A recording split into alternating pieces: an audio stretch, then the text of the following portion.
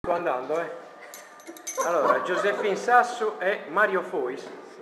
Allora, questo duo è la prima volta che lavorate assieme? Sì, spero così. È stato bellissimo.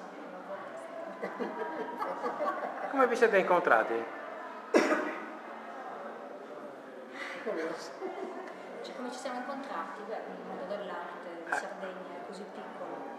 Sono Allora, 1,5 milioni di abitanti, 1,5 milioni di artisti si incontrano. Qui a Molineddo presentate che cosa?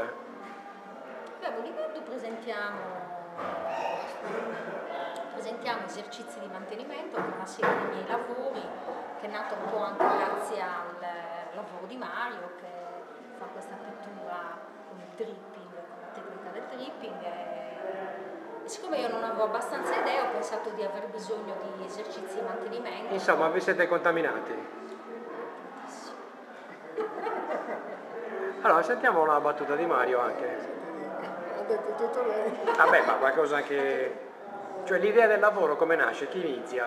Oppure addirittura lavorate proprio in sincronia? No, non lavoriamo in sincronia. E allora, chi inizia?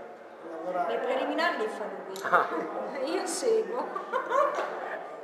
Si funziona così. L'esercizio lo propone lui e io lo eseguo.